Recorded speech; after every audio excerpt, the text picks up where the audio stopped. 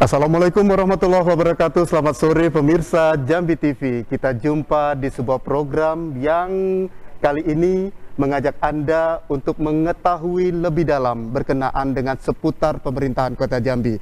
Dan tentunya Anda berjumpa di Talkshow Jambi Terkini. Talkshow ini merupakan dalam rangka memperingati hari ulang tahun pemerintah Kota Jambi yang ke-75 tahun nanti pada tanggal 17 Mei 2021 nanti. Kemudian juga memperingati hari jadi Tanah Pilih Pusako Betuah yang ke-620 tahun. Tentunya nanti di tanggal 28 Mei 2021 nanti.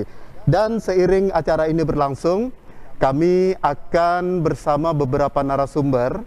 Tentunya acara ini akan terus berlangsung dalam beberapa hari ke depan. Tetapi di kesempatan perdana ini, sebagai kesempatan perdana, saya akan bersama Bapak Wakil Wali Kota Jambi dan juga Kepala Badan Perencanaan Pembangunan Daerah Kota Jambi. Kita akan membicarakan tentang capaian-capaian pembangunan di Kota Jambi. Sudah hadir di studio kami Bapak Wakil Wali Kota Jambi, Bapak Dr.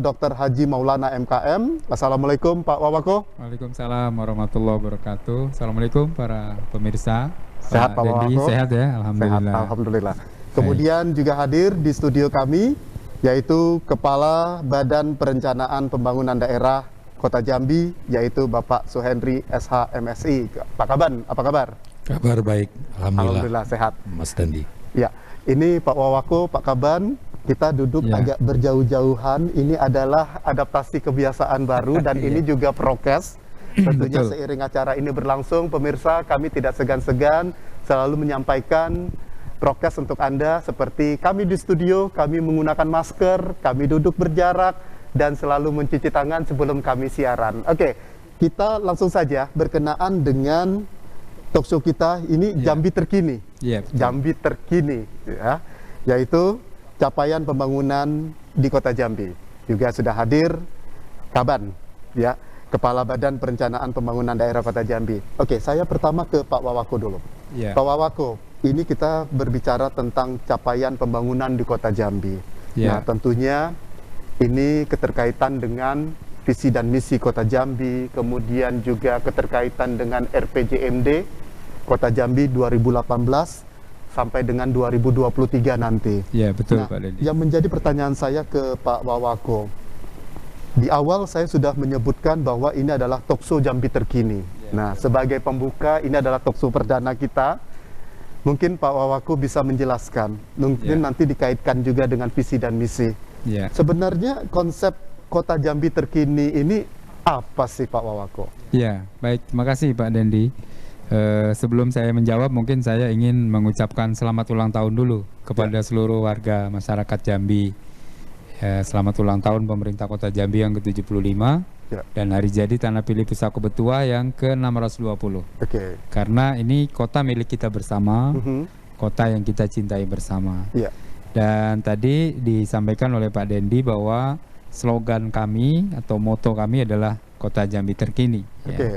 Tertib, ekonominya maju, rakyatnya sejahtera, kompetitif, inovatif, nyaman, dan iman.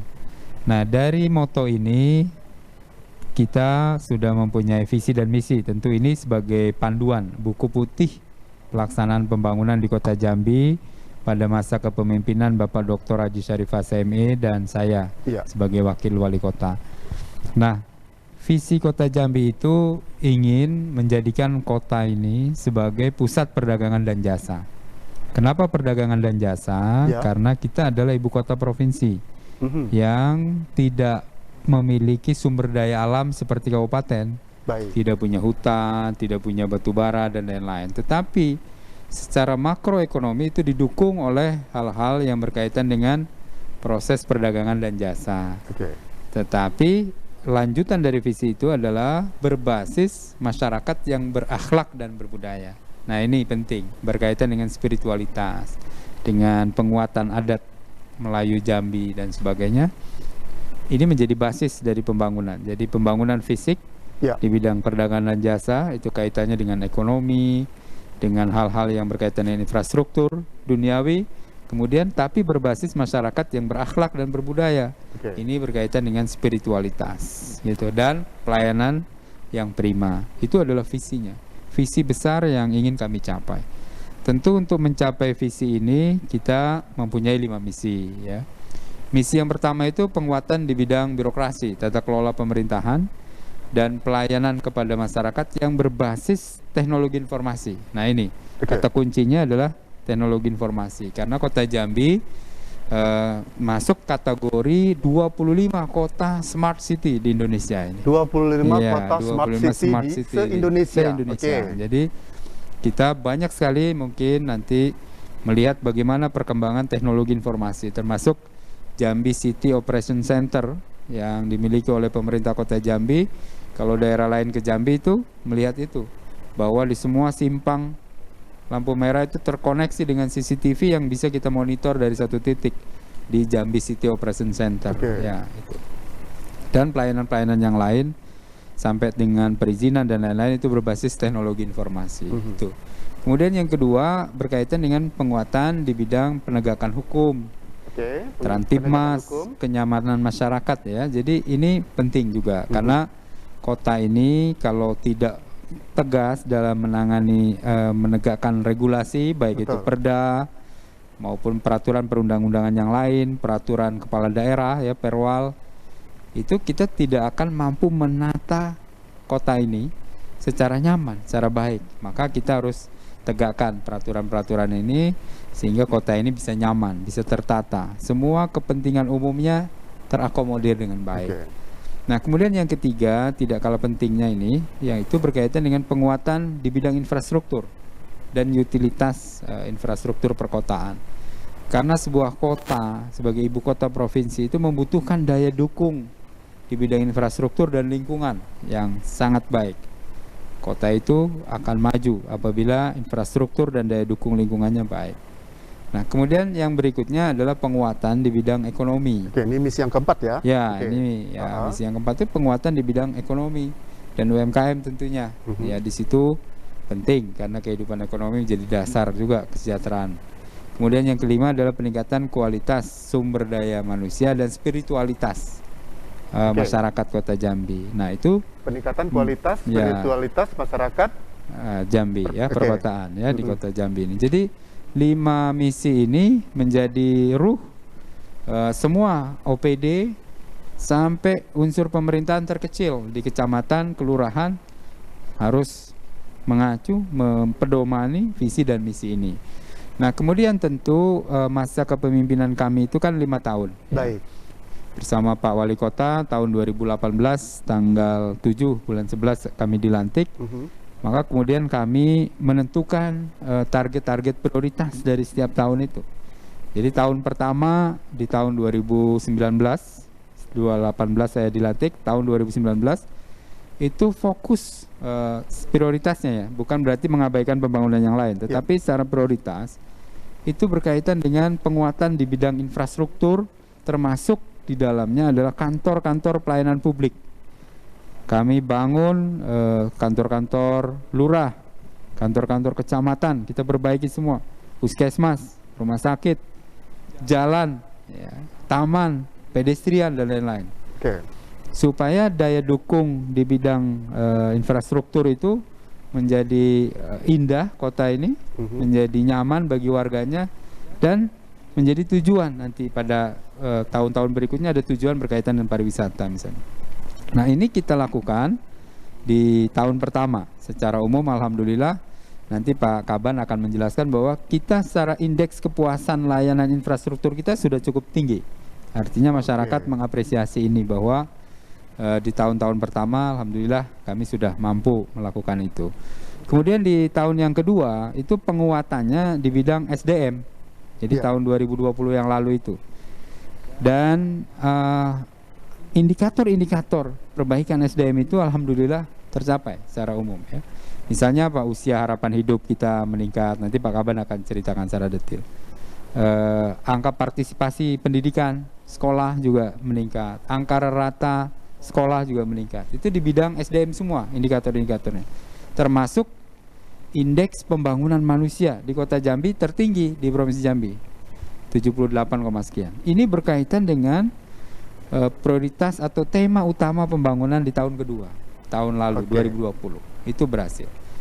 Nah, di tahun ketiga ini itu berkaitan dengan penguatan ekonomi dan UMKM.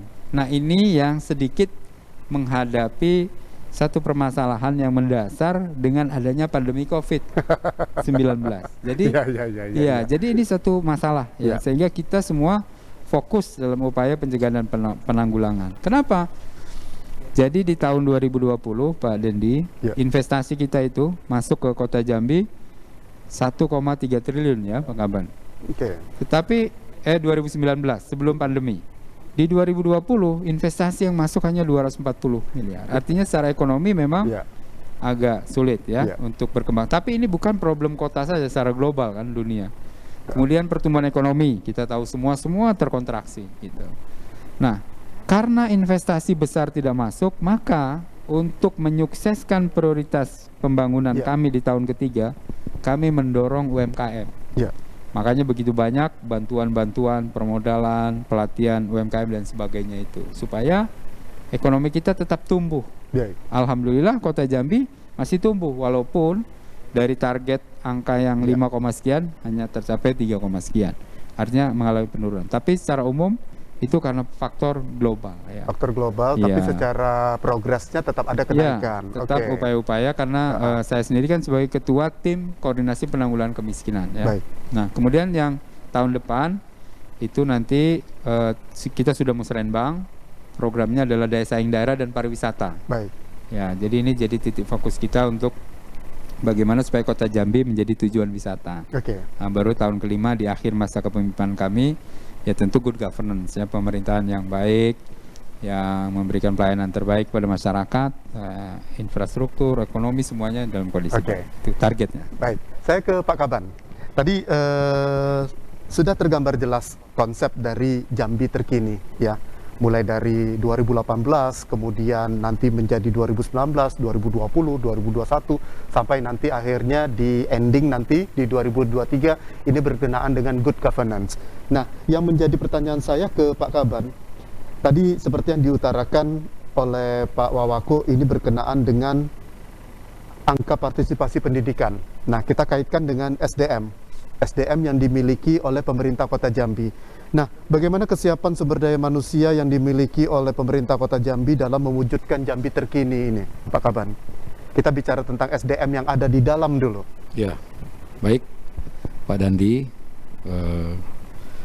Jadi memang kita, pemerintah Kota Jambi, dalam upaya-upaya mewujudkan visi misi dan konsep-konsep besar yang disampaikan tadi oleh Pak Wawako, tentunya kita juga harus menyiapkan sumber daya manusia daerah, Ya. artinya aparatur ASN kita dan juga bahkan non ASN kita PTT yang juga ikut berkontribusi terhadap pencapaian target-target daerah. Banyak hal yang sudah kita lakukan.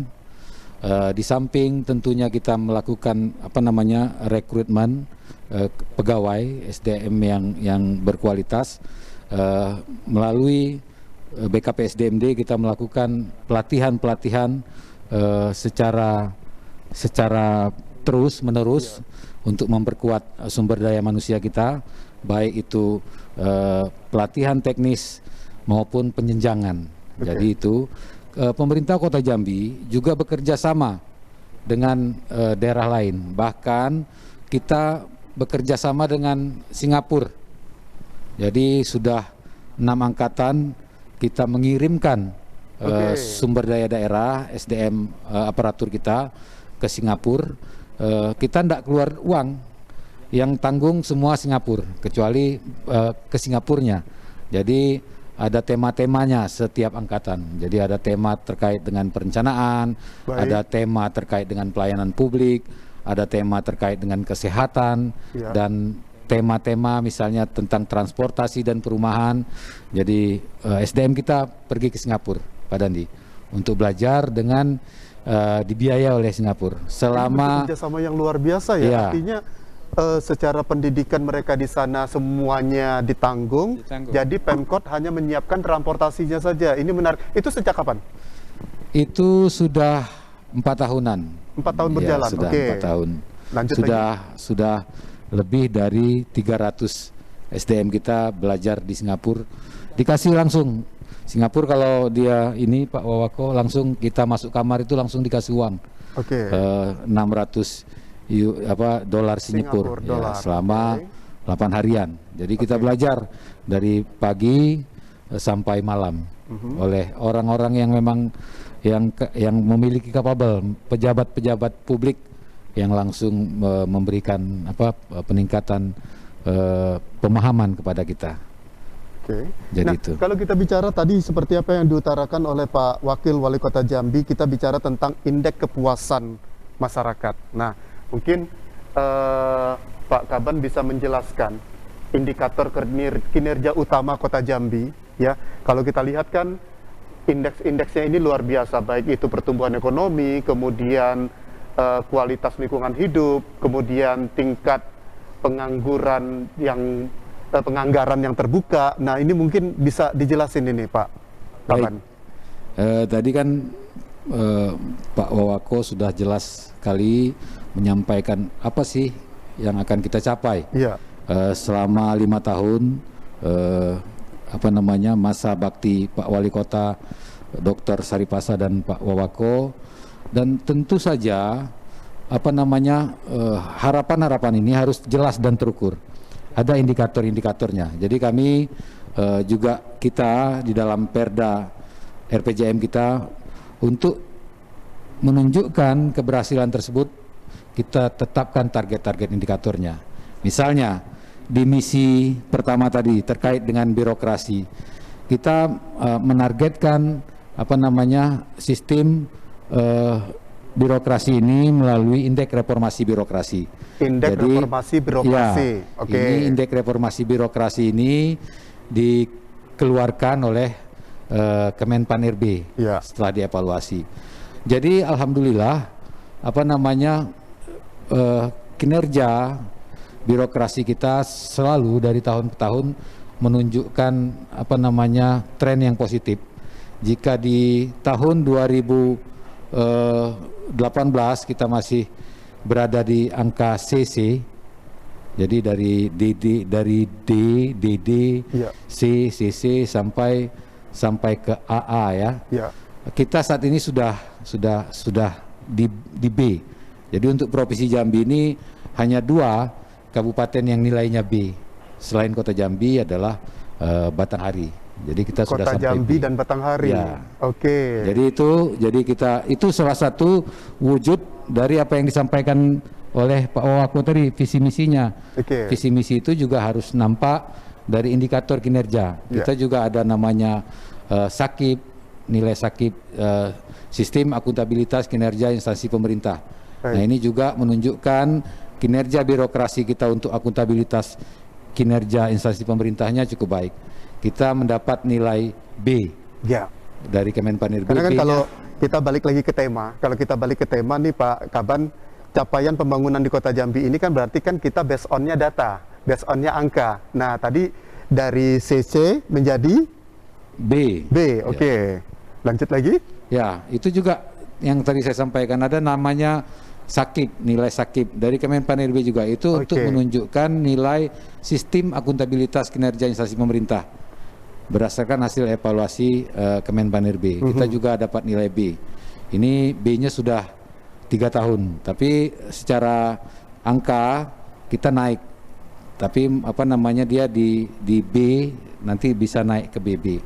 Dan demikian juga dengan yang lain-lain. Tadi Bapak Wawako juga menyebutkan indeks kepuasan layanan infrastruktur kita.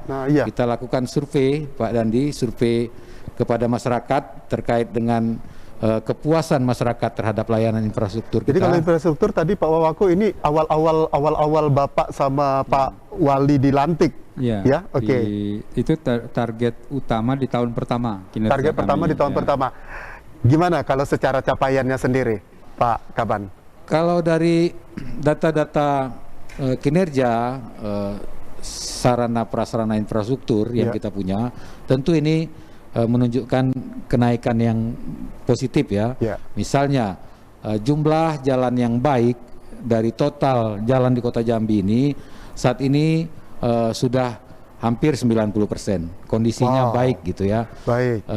Demikian juga dengan jaringan drainase kita yang semakin membaik. Jadi kita tidak saja membangun drainase, tapi kita juga melakukan normalisasi sungai, Oke. gitu ya. Jadi angka-angka termasuk di bidang lampu penerangan jalan. Ini kan infrastruktur juga. Baik. Dan kita juga sudah tahu Kota Jambi sekarang cukup terang, mungkin di beberapa wilayah yang Ini yang menarik, ini makam pun ada lampu sekarang. Ya. Ya. Ya. Oke, Pak Kaban tahan dulu sebentar, Pak Wawako. Nanti saya mau nanya ke Pak Wawako ini berkenaan dengan sejauh mana kesiapan pemerintah Kota Jambi dalam mewujudkan Kota Jambi terkini yang modern dan update. Tapi tahan dulu sebentar, Pak Kaban tahan dulu. Kami akan break dulu sebentar. Dan bagi pemirsa Jambi TV, ikuti terus program ini. Jangan kemana-mana. Kami akan kembali sesaat lagi.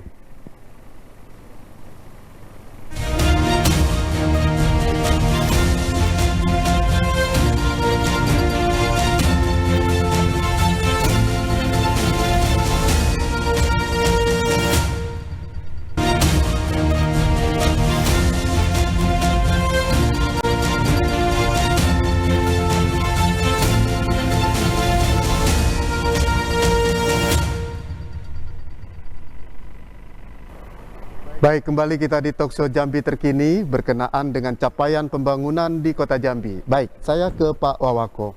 Pak Wawako, begini, di segmen 1 tadi sudah dijelaskan segala macam. Nah, yang menjadi pertanyaan saya ke Bapak, sejauh mana persiapan pemerintah Kota Jambi dalam mewujudkan Kota Jambi Terkini? Berarti saya akan ambil kata-kata modern. Nah, persiapannya seperti apa, termasuk dengan update-update-nya. Gimana, Pak? Ya, betul Pak Dendi. Jadi memang dalam mewujudkan Kota Jambi Terkini itu kan, setelah tertib, ekonominya maju, rakyatnya sejahtera itu, ada kata-kata kompetitif dan inovatif. Jadi Kompetitif, inovatif, ya, oke. kami bersama Pak Wali Kota selalu menekankan kepada semua OPD yang ada di pemerintah Kota Jambi sampai ke level yang paling bawah untuk menciptakan inovasi-inovasi di berbagai bidang untuk menghadirkan pemerintah di tengah masyarakat dan memberikan kemudahan di berbagai bidang. Misalnya teknologi informasi dalam hal akses apabila seseorang membutuhkan sesuatu pelayanan bagi diberikan oleh pemerintah, yang dibutuhkan oleh masyarakat, yang diberikan oleh pemerintah dalam kondisi kegawat daruratan di berbagai macam bidang. Maka kami sekarang mengembangkan unit layanan yang disebut dengan call center 112. Ya. Call center 112 itu bisa diakses oleh seluruh masyarakat Jambi walaupun handphonenya nggak ada pulsanya gitu. Yang penting karena dia bebas pulsa. Oke. Nah, apapun keluhan, misalnya membutuhkan layanan kesehatan, kegawat daruratan di rumah, ada serangan jantung mendadak, ada stroke, hubungi aja 112. Kebakaran, ada gangguan binatang, ada kerampokan dan lain-lain. Ini adalah bentuk hadirnya pemerintah Kota Jambi memberikan pelayanan. Nah, di tengah-tengah ulang tahun ini yang selalu kami dorong semua sistem ya. Kemudian juga di bidang perizinan sampai ke paten di tingkat kecamatan, semuanya kita dorong untuk berinovasi, memberikan layanan terbaik. Bahkan di beberapa kecamatan ada yang inovasinya perizinan diantar ke rumah misalnya. Jadi ini adalah bentuk yang memang kami pacu terus bahwa semua unit harus inovasi karena terkini tadi menuju teknologi informasi ini kita harus optimalkan gitu. Termasuk akses di bidang kesehatan, akses di bidang pendidikan dan lain-lain. Itu semua mengacu kepada hal-hal yang berkaitan dengan inovasi. Ini saya jujur nih Pak Wawako, kami selaku warga Kota Jambi kami selalu menunggu update apa lagi nih, update apa lagi nih, update apa lagi nih. Apalagi sekarang zamannya memang kalau kita lihat ada beberapa pimpinan yang terjebak dalam tubuh kolonial, tetapi sisi-sisi milenialnya ini yang kita tunggu gitu. Nah, ini kita bicara tentang update-update, tapi untuk mencapai update ini kan pasti kita punya kendala nih Pak Wawako. Nah, kendala yang selama ini dihadapi dan ini menjadi tantangan berat di kepemimpinan Bapak dan juga Bapak Wali Kota. Seperti apa Pak kendala Pak? Jadi memang kendala terbesar ya, karena hampir saya kira di seluruh kota di dunia yaitu mengenai kesiapan daya dukung lahan. Jadi misalnya begini, untuk mendukung pelayanan publik yang baik, kita membutuhkan puskesmas dengan inovasi yang banyak jenis pelayanannya, membutuhkan lahan lebih luas. Baik. Tetapi puskesmas kita sudah dibangun 20 tahun yang lalu Dengan lahan dengan itu, lahan itu yang saja. itu saja. Maka dibutuhkan kreativitas dari pemerintah Kota Jambi untuk memodifikasi itu, dinaikkan ke atas, tata ruangnya diperbaiki, diperindah, seperti itu. Termasuk misalnya jalan di Kota Jambi dibangun, belum memberikan daya dukung dengan perkembangan perkotaan yang seperti sekarang. Jumlah penduduk kita meningkat, jumlah kepemilikan kendaraan meningkat pun dan juga sebagainya. Nah, maka nggak mungkin kita bebaskan tanah kiri kanan karena harganya sudah sangat tinggi. Maka inovasi yang dilakukan oleh pemerintah Kota Jambi bersama Pak Wali Kota itu, kemudian daerah milik jalan kita optimalkan. Daerah milik jalan. Iya, damijanya. Jadi drainasenya kita buat drainase tertutup, jalan kita lebarkan.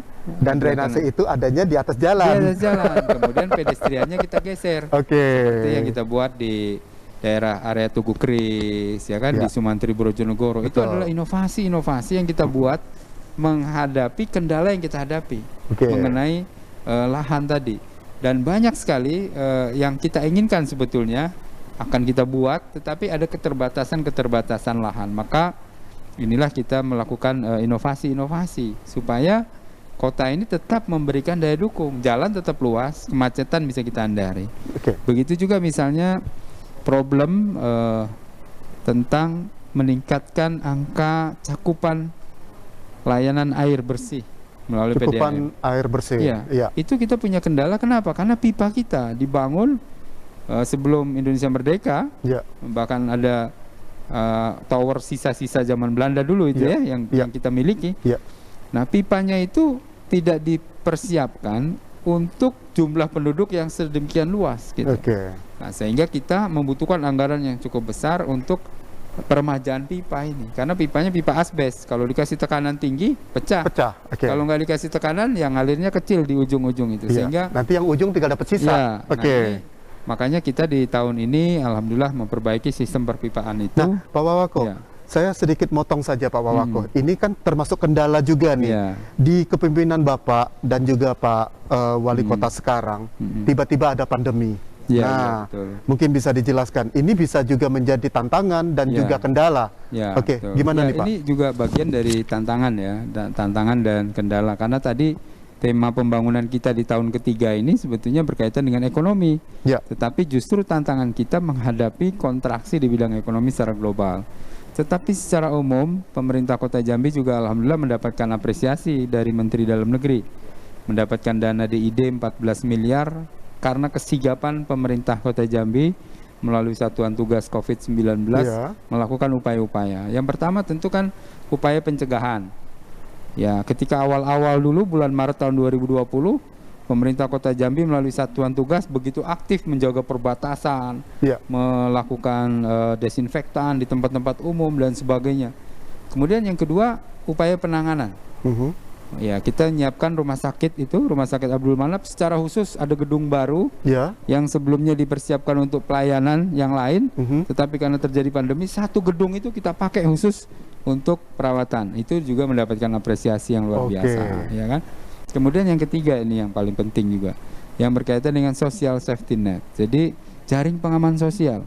Karena begitu terjadi pandemi, terjadi kontraksi di berbagai bidang, maka angka kemiskinan kita bertambah. Sudah disurvei Bapeda kurang lebih 30.000 orang miskin baru. Disurvei oleh Bapeda sekitar 30.000 orang miskin baru. Apa saja misalnya penjaga, kantin penjaga sekolah, daerah-daerah wisata yang mengalami penutupan, ustadz yang biasanya ngajar pengajian tidak ada dan sebagainya. Itu profesi-profesi yang terdampak, termasuk karyawan perhotelan dan lain-lain. Maka pemerintah Kota Jambi di awal-awal mengeluarkan bantuan langsung untuk social safety net, sembako. 82.000 paket kita bagikan kepada masyarakat. Ini juga dalam rangka menghadapi beratnya tantangan di tengah pandemi. Kemudian juga kita ingin memberikan peluang kepada UMKM. Jadi untuk petugas jaga perbatasan misalnya, maka konsumsinya kita pesan ke warung-warung kecil secara bergantian, supaya mereka tetap hidup. Kemudian buat APD, buat masker, kita kerjasama dengan UMKM yang biasanya jahit baju batik nggak laku, suruh buat bikin APD. Bikin APD. Oke, baik, Nah, baik. kemudian untuk pengangguran tadi, ada satu program yang diapresiasi secara nasional, yaitu Pakar Kasih namanya, Padat Karya Kali Bersih, yaitu mempekerjakan masyarakat di lingkungannya untuk membersihkan drainase di wilayahnya, tapi dibayar oleh pemerintah. Jadi yang PHK, yang otomatis PHK ada pekerjaan. Oke, minimal untuk lingkungannya sendiri. Baik. Di tahun 2020 itu sekitar 3 miliar kalau nggak salah. Banyak itu. Nah, jadi itu upaya kita dan itu diapresiasi. Baik, saya ke Pak Kaban. Pak Kaban, tadi waktu di segmen awal Pak Wawako udah menyampaikan masalah musrenbang. Nah, saya ingin tahu nih sedikit saja berkenaan dengan hasil musrenbang waktu lalu, dan ini apa sih yang menjadi prioritas Kota Jambi, dan kita kaitkan juga dengan pandemi ini. Mungkin Pak Kaban bisa menjelaskan. Baik, Pak Dendi. Jadi musrenbang kita itu kan kita laksanakan berjenjang ya. Sejak musrenbang kelurahan. Jadi musrenbang kelurahan, nanti ada musrenbang kecamatan, ada forum UPD, nanti ada musrenbang tingkat kota sampai musrenbang tingkat nasional. Untuk Kota Jambi, kita sudah melaksanakan musrenbang sampai musrenbang kota, gitu ya. Jadi banyak sekali usulan masyarakat. Kami mencatat lebih dari 7.000 usulan masyarakat, gitu ya. Lebih 7.000. Ada lagi usulan dari Bapak Ibu anggota Dewan Kota Jambi dalam di luar yang 7.000 tadi. Jadi sekitar 8.000-an usulan. Dan kami juga mencatat dari usulan yang 8.000 tadi, itu 75%-nya itu memang usulan-usulan infrastruktur. 75%-nya adalah usulan-usulan berkenaan dengan infrastruktur. Berarti ini adalah awal tahun kepemimpinan Pak Wawako. Oke ya, lanjut. Dan selebihnya memang adalah usulan-usulan yang terkait dengan hal-hal lain, seperti kegiatan perekonomian, sosial, kemasyarakatan gitu ya. Itu juga memang karena memang kita siapkan aplikasi e-planning yang memang usulan-usulan usulan-usulan yang kita siapkan adalah usulan yang terkait dengan infrastruktur. Tapi tidak menutup kemungkinan masyarakat mengusulkan hal-hal lain selain infrastruktur pada saat musyawarahnya. Jadi tetap ada. Jadi 30% usulan itu adalah usulan yang non fisik, sosial, ekonomi dan lain-lain. Dan memang Pak Dendi, tentu kita memiliki keterbatasan. Tidak semua usulan masyarakat dan pokir itu bisa kita akomodir. Jadi dari 9.000-an usulan itu, ya kalau kita hitung-hitung, misalnya ya, kita paling bisa mengakomodirnya sekitar 10 sampai 30% gitu ya. Lalu bagaimana ini yang lain-lain, usulan masyarakat yang lain? Kan yang terakomodir ini 10 sampai 30%. Lalu bagaimana dengan yang lain? Nah, ini apa yang menjadi bagaimananya ini? Apakah kita kaitkan dengan anggaran atau gimana? Justru itu tantangannya ya. Pak Wawako tadi sudah juga menjelaskan sebagian bahwa untuk mengatasi persoalan-persoalan tersebut kita mengoptimalkannya melalui inovasi. Banyak inovasi yang kita buat untuk menjangkau usulan-usulan yang tidak bisa diakomodir melalui APBD. Misalnya, kita siapkan program bangkit berdaya. Ada namanya program bangkit berdaya. Program itu singkatan ya. Bangun kelurahan secara intensif berdasarkan swadaya. Jadi usulan-usulan masyarakat yang tidak bisa diakomodir oleh dinas-dinas terkait itu dilaksanakan sendiri oleh masyarakat. Sejak dari perencanaan sampai ke pelaksanaannya dan pengawasannya. Jadi pemerintah hanya memberikan bantuan bahan dan material saja. Jadi kita cukup hemat dan banyak masyarakat yang betul-betul bisa memanfaatkan program ini dan menjadi kebanggaan masyarakat. Dan juga ini mengatasi persoalan kita terkait dengan distribusi surplus infrastruktur wilayah di tingkat kelurahan. Termasuk juga yang paling substansial Pak Dandi adalah bagaimana kita membangkitkan semangat dan jiwa kegotong royongan oleh masyarakat untuk peduli membangun lingkungannya. Nah, Pak Kaban, begini, kalau tadi Pak Kaban menyampaikan bahwa 75%-nya adalah infrastruktur. Ini kan kita tahun berjalan nih, sekarang kita masuk di tahun 2021. Nah, tapi yang jelas yang menjadi pertanyaan saya untuk Bapeda sendiri, target pelaksanaan di tahun 2021 ini seperti apa, Pak? Kalau kami di Bapeda, tentu kan kami dalam hal ini kan menyusun dokumen-dokumen perencanaannya, mulai dari RPJM, RKPD gitu ya. Tentu yang menjadi target kami adalah bagaimana target-target yang sudah kita susun per tahun di dalam dokumen-dokumen itu bisa tercapai. Baik. Jadi itu yang menjadi tugas kami, mengawal target-target tadi, menyiapkan rencana program dengan OPD, apa sih kegiatan yang harus kita lakukan, program apa yang harus kita siapkan, dan berapa alokasi anggarannya. Nah, ini kan adalah suatu tantangan karena ada keterbatasan anggaran. Jadi kami dengan OPD betul-betul menyiasati dan mencari kegiatan dan subkegiatan yang memang berorientasi outputnya terhadap capaian daerah. Berarti itu adalah upaya yang akan dilakukan. Okay. Jadi kami lakukan adalah dalam konteks perencanaannya tentu tadi menyiapkan usulan-usulan kegiatan yang berkorelasi langsung outputnya terhadap indikator kinerja daerah. Baik. Jadi setiap anggaran yang dikeluarkan oleh OPD itu berhubungan dengan pencapaian target daerah.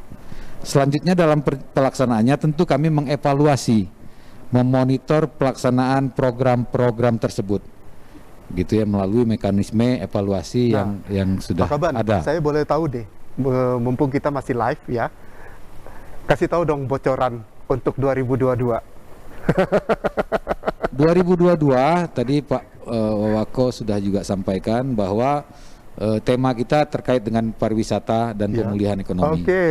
Jadi memang sudah ada rencana-rencana kita untuk memperkuat objek-objek wisata daerah. Misalnya Danau Sipin yang sekarang terus kita tingkatkan. Danau Sipin ini udah rising star ini kalau di Kota Jambi ini. Lanjut lagi. Termasuk meningkatkan infrastruktur wilayah yang bisa difungsikan sebagai pariwisata. Peluangnya ada. Ya, misalnya kita pedestrian. Beberapa waktu yang lalu di pedestrian kita ada namanya Passion Street Passion, yang gitu baru-baru ini dilakukan di depan salah satu hotel di Jalan Sumantri Brojonegoro waktu itu ya. Jadi upaya itu juga karena kota ini kan pada dasarnya semua titik itu adalah tempat wisata gitu. Walaupun warung makan, pedestrian, konon lagi situs-situs yang memiliki keindahan gitu ya. Selain itu juga tentu kita terus mengupayakan sarpras dan peningkatan kualitas layanan kita terhadap kesehatan. Misalnya kita ingin meningkatkan rumah sakit umum kita, baik yang ada di Rumah Sakit Umum Abdul Manap maupun Rumah Sakit Khas. Termasuk juga memperkuat pusat-pusat kesehatan masyarakat kita dan juga tenaga medisnya. Ini kalau saya runut-runut sebenarnya tugas dan PR dari Bapeda ini nggak habis-habis sampai ujung dunia. Bakal ada lagi inovasi. Nah, saya ke Pak Wawako. Pak Wawako, tadi di awal juga saya sudah menyampaikan bahwa program kita ini berkenaan dengan hari ulang tahun Tanah Pili Pesako Betuah yang ke-620 tahun. Bukan usia yang muda lagi. Tapi yang jelas kalau ngelihat dari perkembangan kota saat ini, menurut Bapak Wakil Wali Kota Jambi, kita ini sudah sebatas mana, Pak?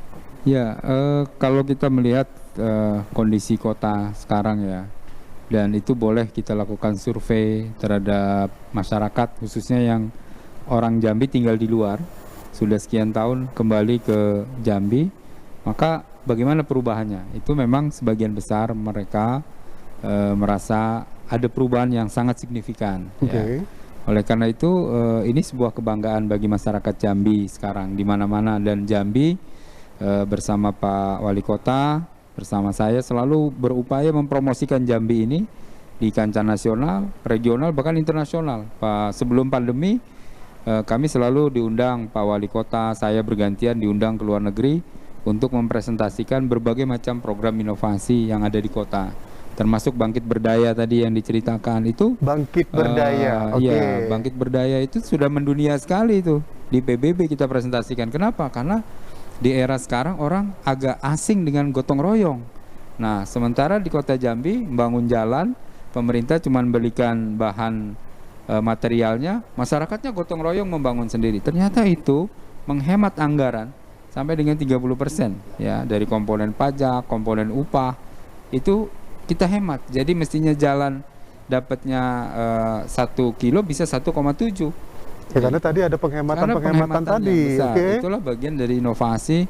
Dan di samping itu masyarakat akhirnya merasa memilikinya tinggi, dijaga jalan itu, ya kan. Kemudian dengan kita memperkenalkan ke dunia internasional itu, begitu banyak sekali bantuan-bantuan dari internasional terhadap kota Jambi. Misalnya TPA Talanggulo itu hanya 4 di Indonesia yang memiliki sistem pengelolaan sampah dengan teknologi yang secanggih itu. Ya, makanya alhamdulillah kota Jambi dalam tata kelola sampah kita sudah sangat baik karena kita memiliki tempat pembuangan akhir di Talanggulo sana dengan teknologi yang canggih. Hanya 4 kota ya di Indonesia yang punya itu. Itu akibat atau hasil dari bagaimana kita memperkenalkan kota Jambi di dunia internasional. Di daerah Sijinjang kita sekarang sedang membangun IPAL komunal yang sangat besar untuk 2 kecamatan. Jadi nanti perbaikan di bidang lingkungan misalnya itu kita sudah persiapkan untuk kota Jambi ini dengan jumlah penduduk yang sangat besar, pertambahan yang eksponensial seperti sekarang. Karena pertambahan penduduk kota Jambi ini bukan karena kelahiran kita, total fertility kita sudah berhasil dari segi keluarga berencana, tapi dari urbanisasi pertambahannya sangat tinggi. Nah, ini kan membutuhkan daya dukung lingkungan. Maka karena ada keterbatasan anggaran di APBD, Pak Wali Kota, saya dan unsur pemerintah yang lain melalui bagian kerjasama mencoba membangun kerjasama tidak hanya lokal, tapi bahkan sudah internasional. Banyak kayak di TPA Talanggulo itu dari Jerman. Kemudian yang di Sijinjang dari ADB, Asian Development Bank. Ya, kemudian tadi yang tadi dari Jerman, KWF ya, KFW. Nah, itu nominalnya fantastik sekali. Kalau kita mengandalkan APBD nggak akan sanggup gitu. Nah, kalau kita bicara tentang penghargaan, nah karena kan capaian pasti ada penghargaan. Dari 2018, 2019, 2020 sampai kita duduk di sini di bulan Mei 2021. Yang paling fenomenal sekali nih capaian yang dicapai oleh kota Jambi apa nih? Ya, jadi hampir di semua bidang itu kemudian kita diapresiasi, baik di tingkat pusat maupun di tingkat regional juga ada ya penghargaan-penghargaan yang didapat, seperti inovasi Bangkit Berdaya ini sudah 53 besar dunia. Yang Bangkit Berdaya ini kalau nggak salah sampai ke BBB ya? Ya, dipresentasikan sampai di tingkat waktu dunia. Itu Pak Wali Kota Jambi diberikan waktu untuk presentasi di Perserikatan Bangsa-Bangsa. Ya, betul. Jadi itu sebuah inovasi. Kemudian juga banyak penghargaan-penghargaan di tingkat nasional juga di semua bidang ya. Ya, yang perencanaan kita 10 kota terbaik se-Indonesia. Kota Jambi ini. 10 kota terbaik untuk perencanaan pembangunan daerah. Bapedanya? Iya, jadi secara umum ya memang kota. Tapi tentu leading sektornya adalah Bapeda. Nah, saya ikut juga dalam konteks penilaian itu, dan yang sangat diapresiasi itulah adalah bagaimana proses melibatkan partisipasi masyarakat ya, yang sangat tinggi dengan e-planning tadi yang diceritakan Pak. E-planning tadi, Jadi masyarakat sendiri yang mengusulkan kebutuhannya.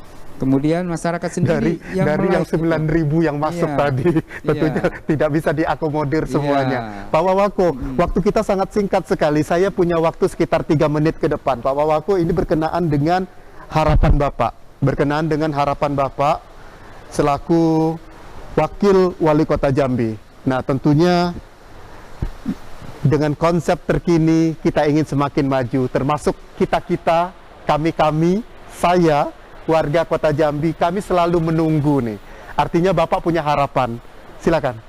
Ya baik, tentu kami dari pemerintah Kota Jambi, mulai dari level pemerintahan tertinggi sampai ke jajaran yang paling bawah, berharap di momentum ulang tahun yang ke-75 ini kita akan terus melakukan tugas-tugas pembangunan dengan baik, dengan meningkatkan partisipasi masyarakat yang setinggi-tingginya dengan berbagai macam program kegiatan. Salah satunya misalnya Bangkit Berdaya, kemudian Kampung Bantar. Kampung Bantar itu juga melibatkan partisipasi masyarakat. Berarti kita Bangkit Berdaya sesi 2. Iya, insya Allah. Ya, oke, lanjut Ya. Pak. Jadi dalam membangun ini tidak bisa diselesaikan dari sisi pemerintah saja. Pemerintah, kami semua jajaran di bawah kepemimpinan Pak Wali Kota tegas, arah pembangunan kita jelas melalui RPJMD, tetapi juga kita harus melibatkan pihak-pihak lain karena ada keterbatasan APBD. Misalnya apa? Dunia usaha.